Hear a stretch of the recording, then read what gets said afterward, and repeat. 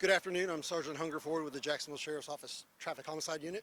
Today's briefing is in reference to a traffic crash involving a train and a four-door Kia. The train was southbound on, it was an Amtrak train southbound on CSX tracks and about the 7200 block of Dunn Avenue, and a Kia was eastbound on Dunn Avenue.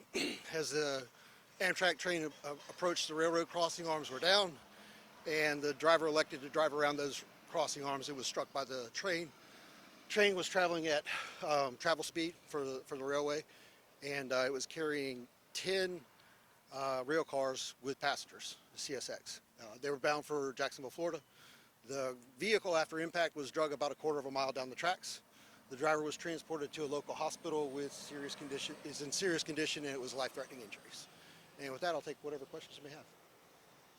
What is train speed or travel speed? 78 miles per hour.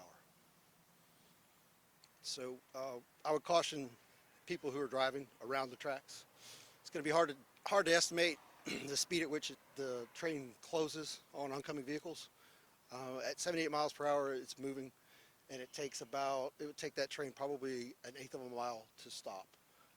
So they're not going to be able to stop in time if there's an obstruction on the railways. That's why we have the arms. A larger train can take up to 1.5 miles to stop. So don't drive around the arms. The car was drugged for a quarter of a mile? Approximately a quarter of a mile. 7200 Dunn Avenue.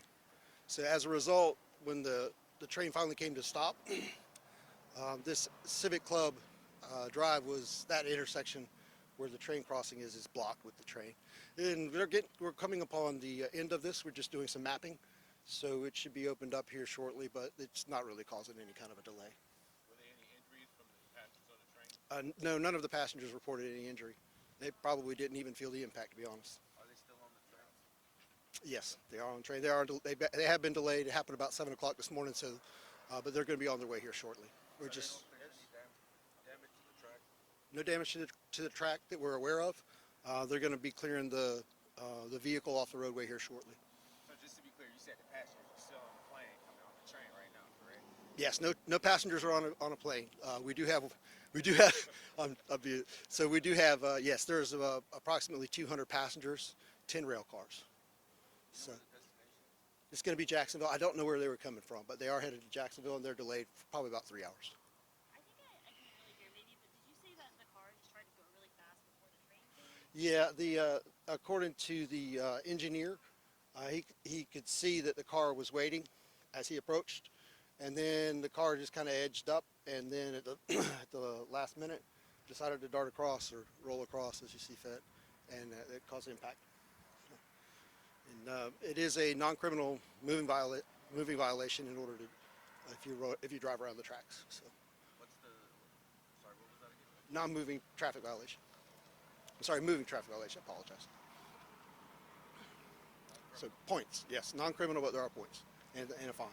I want to ask you, we had a couple people like that just stopped by too that said that they get stuck here at these tracks a lot. I know one person said that ambulances every once in a while get stuck here. Have you guys seen any of that? Are you able to like kind of verify that?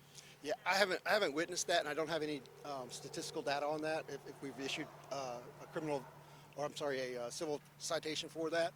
I believe they can block the tracks up to 15 minutes, and that's for switching only. And you can imagine if a train is 1.5 miles long, that's probably going to happen several locations at a time while they're switching. And this particular train is only 10 cars long, so at 80 miles per hour, it probably taken about 3 seconds to pass, maybe 5. And so if they just would have been patient. Now the arms will come down well in advance.